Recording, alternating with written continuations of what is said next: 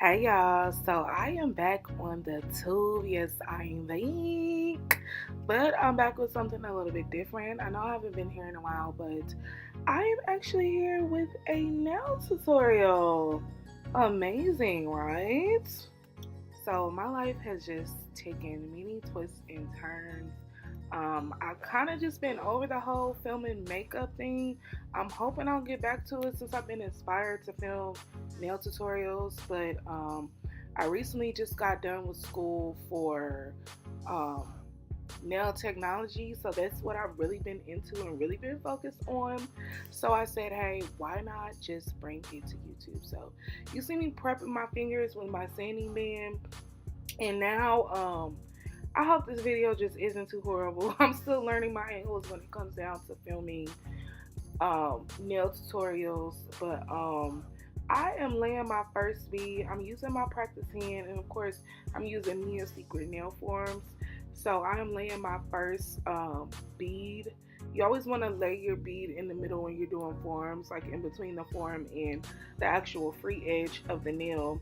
And I'm just going to list in the description box each one of the acrylics, what the names are, but it is the Glam and Glitz system that I am absolutely in love with.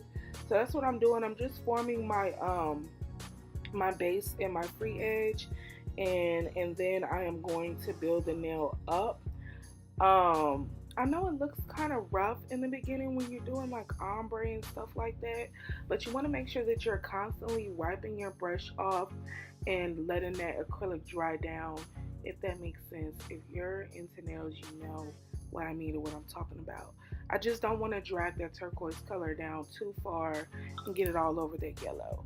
So that's kind of what that's about. And I'm just building, just gonna build all of this up. But other than that, I'm just kind of like, wow, like I have been doing this for a while. I have filmed tutorials before for my Instagram. I just started my nail Instagram, Nail Beauty by Key. So that's the logo that you guys see in the beginning, and I'm super duper excited to take off in this journey.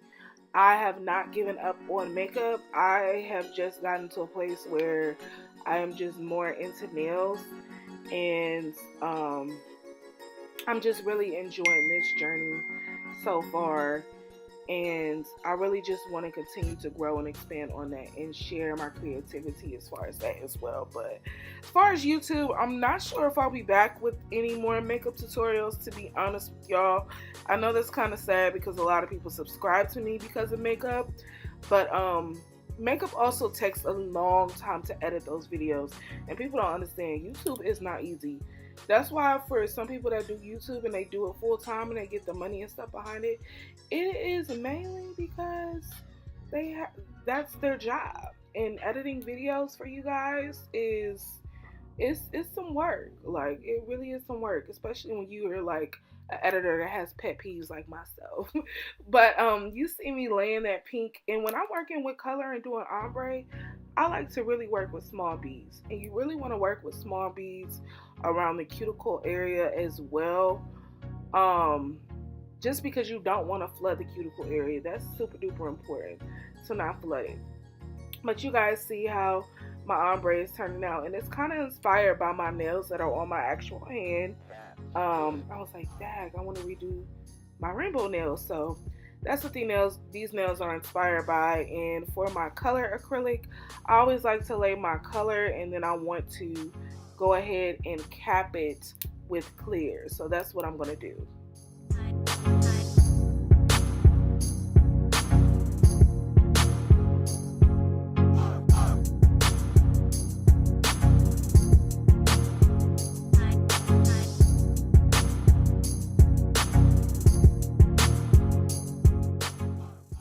And now that I'm capping it with clear, I want to try my best to do the 3-ball method.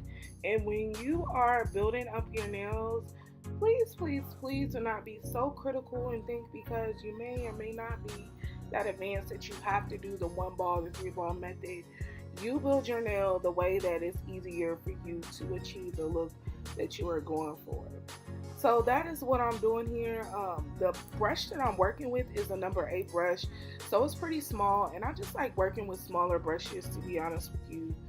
Um, I feel like when you work with big brushes, unless you really know what you're doing or know how to like form it with the acrylic, there are some people that are awesome with big brushes. Me, I'm just not one of those people currently. I like to work with a smaller brush because I don't want to get the acrylic everywhere, and I like to be able to really get the form around the nail. And what I mean by that is my form and my shape of my nail, I can do that easier with a smaller brush. And some people are just like that, and I'm currently one of those people. I used to think if you had a bigger brush, um, that it would be a lot easier and stuff like that. And some people do use a bigger brush, so they can go a lot faster. Um, but yeah, I feel like you have to be an advanced nail tech. And even though I've been doing nails for about a year on my own, I'm like I said, I'm just now getting out of school, and I feel like I'm perfecting my technique a lot more with the way that I want to do nails personally. So you just see me just building my nail up. And also when you're working with forms, you kind of want to just move the hand and nail around, as well as the acrylic flows down. Um, making sure that it's leveling the way that you want, especially when you're doing forms. Tips, you don't really have to worry about that, but forms, you can run the risk of having humps and bumps. So you want to just move the form, move the form in the nail from side to side to see, make sure everything is even and laid evenly. And that's what my nail is looking like from laying the clear acrylic. So I'm just capping that because I do not want to shave over my ombre and mess up my ombre. And see, when you cap it, it kind of like brings the ombre all together and it looks more flush. So that's why I really like to do my ombre this way. Versus some people, they like to lay a thin layer of acrylic and then do the color and then do it acrylic. Me, from my experience with that, I have experienced my nails being very bulky, so I don't like to do it that way. So this is the way that I love to do it.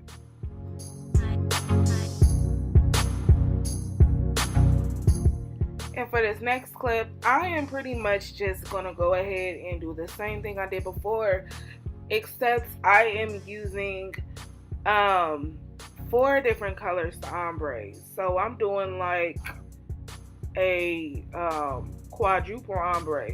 But here's what I'm showing you guys. Didn't I say before that that you are supposed to form the nail between the free edge as well as between the form? I did not do that with this nail. I was trying something new, but I still wanted to share. And the way I said it before is really the way you're supposed to do it, as well as makes it easier on yourself to form your free edge for your extension.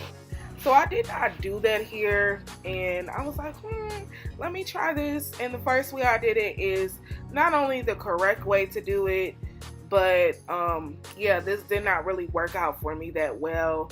I felt like it was still like a semi struggle, when really I could have just ombre on top of it, if that makes sense, and run the acrylic back to give it like that ombre look that I was going for.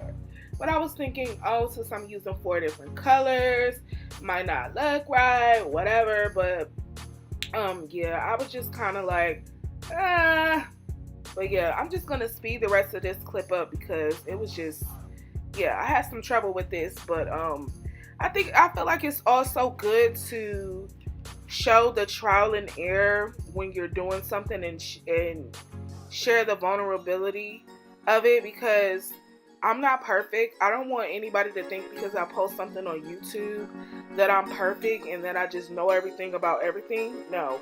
Like I said, I've been doing nails for about a year and a few months, but it's like I still don't know everything about nails. I still feel like as a nail technician, as a nail artist, as a makeup artist, whatever it is that you want to be, you still learn something about that craft every day. And you try new things regardless of how many years you've been doing it. I interviewed a nail tech that has been doing nails for 20 years, and she's like, I still learn new things every day. And that was something that was so inspiring and important to me because, um, you know, I don't know everything, but I'm sharing what I do know and I'm sharing my experience. And I just hope that it helps somebody within my experience. But y'all see what I mean about um how I should have done that middle part between the free edge. Cause you see how I'm struggling? You see how I'm struggling? Yeah, it wasn't working out in my favor. So yeah. Yeah, just gonna speed the rest of the slip up because I'm done talking about that.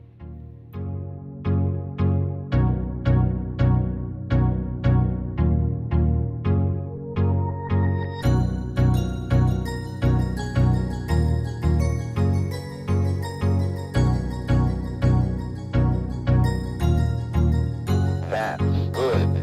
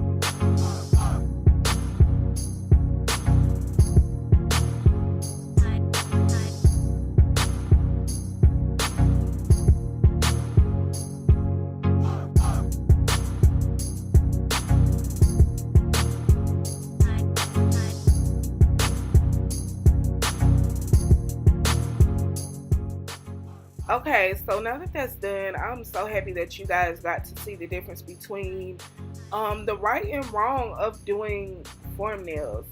The first way I did it was the right way. The second way I did it was wrong. And as you can see, I was struggling, honey. I was struggling.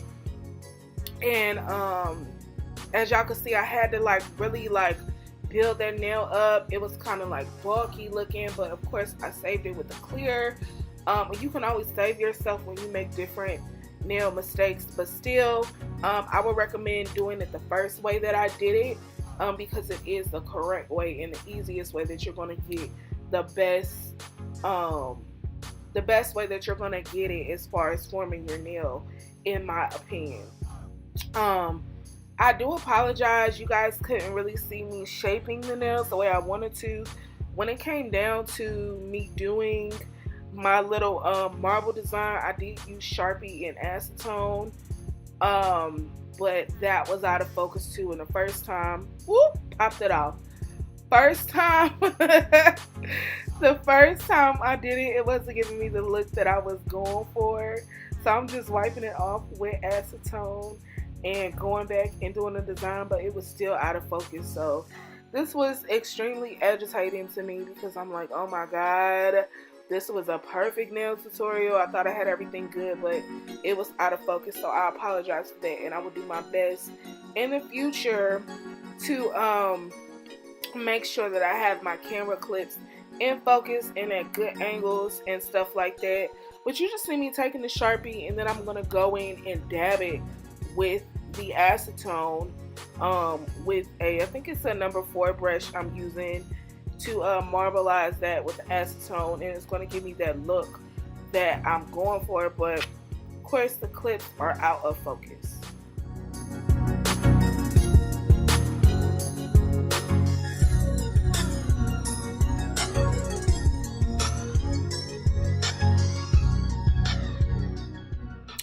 So these are what the nails look like before top coat. Beautiful, aren't they? And this is what they look like after top coat. So top coat, gel top coat gave it some really nice shine. And that is the end of this tutorial. I hope that you all like this. Make sure you subscribe to my channel. Give this video a like and follow my Instagram at nailbeautybyKey. Talk to y'all later. Mwah.